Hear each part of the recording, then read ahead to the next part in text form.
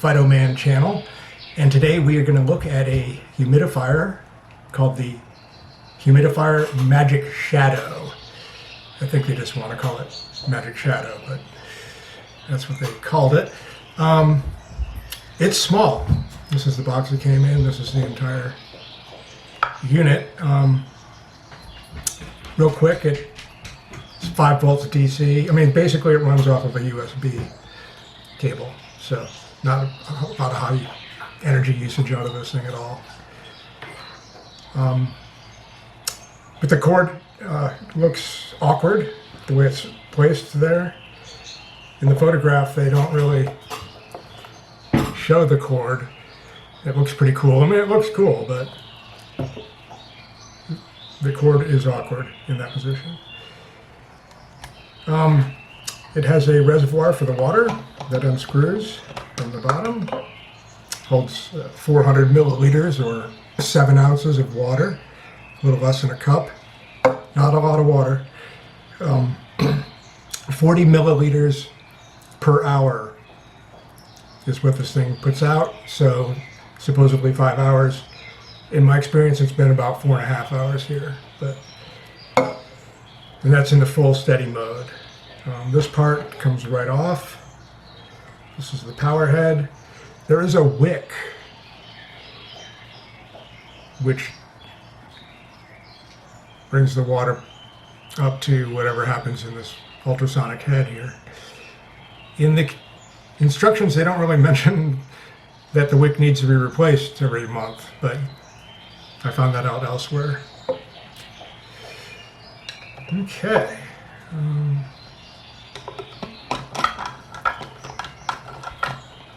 The first couple times it was awkward to put it back together, but I'm getting it down here. All right, I'm going to put some water in this and then show it in action, and we'll test it out a little bit. Cool. Be right back. All right, I'm back. Filled it up with water. One thing I will note is that if you overfill it and try to screw it on there, it will leak a little bit. If you tilt it like that to try to direct it somewhere, it will definitely leak. So watch out for that. Okay, let's plug it in and see what happens. It has 2 buttons. One is for the lights and one is for the humidity mist. So we'll do the mist first. And there we go.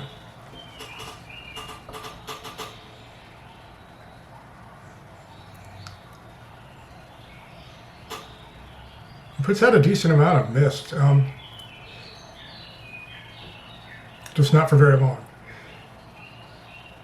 So that's that mode. If you want it to extend, and it's not mentioned in the manual, at least the one that came with in this particular box, you can hit it again.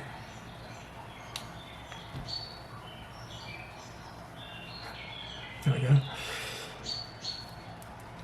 And it does an intermittent mode, which theoretically should double your time. All right, then there is some light modes.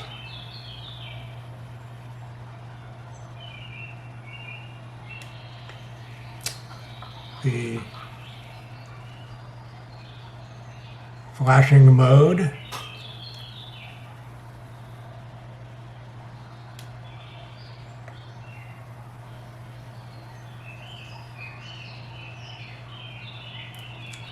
Kind of have to play with it a little bit.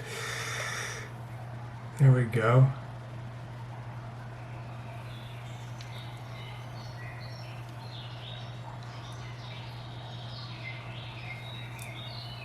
There's a steady light.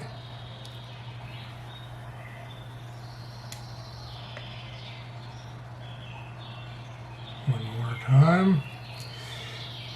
I don't really use the light, so I'm kind of fumbling right now. Okay, I believe this is the pulse mode. Yep. gets dimmer. I have some dark sequences to show of this.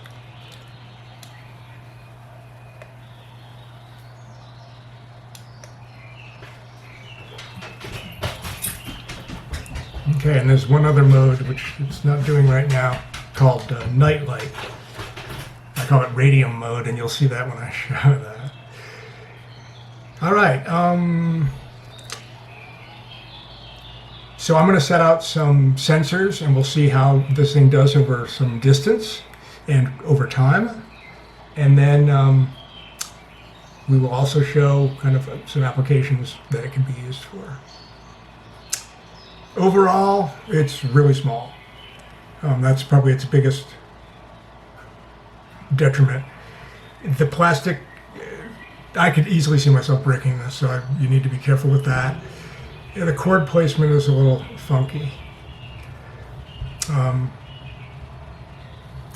But it does have one application, which I will show you. If you set it up in a terrarium, it does raise the humidity considerably. So there is that. All right, let me show you some stuff that it can do. Bye.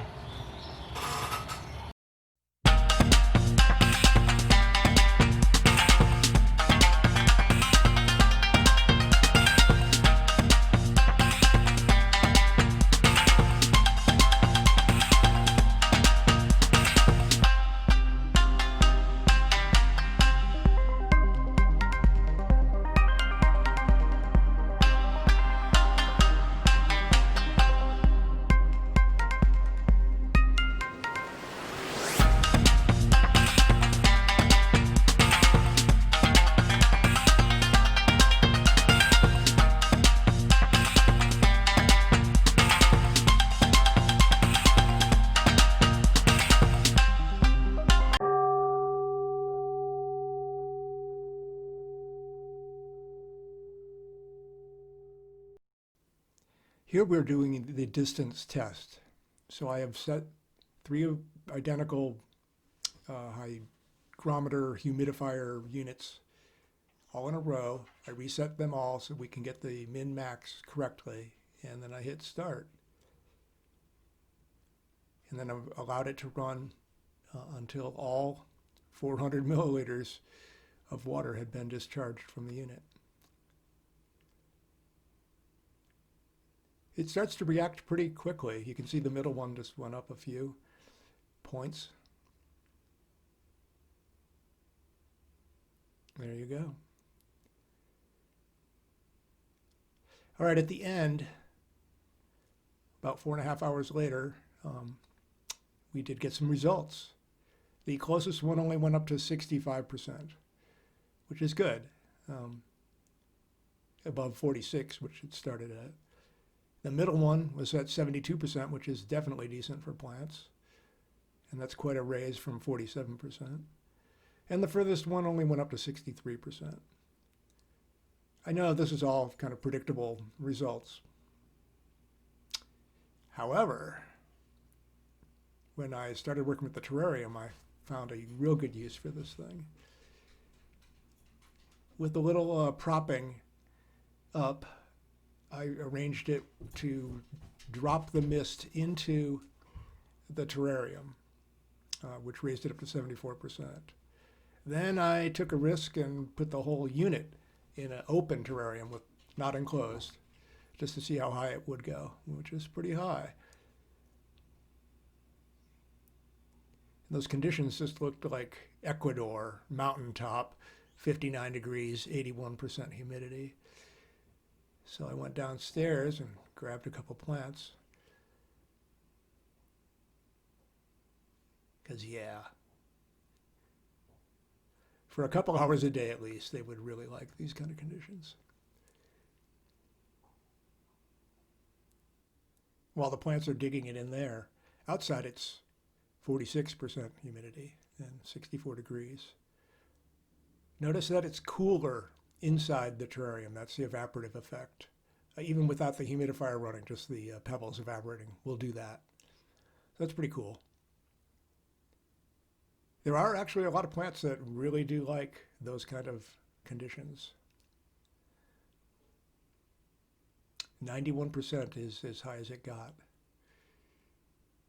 And it never went above 46 outside, so it's interesting that way. The alocasia appreciates a little bit of humidity, so I think this could be used for one plant.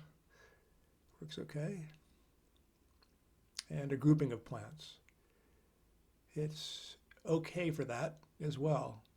You can't quite see it, but it's 68% humidity in there. Hey, thanks for watching this. If you liked what you saw, click like. If you want to see more like it, click subscribe. Comments are always welcome. Thanks again. Peace.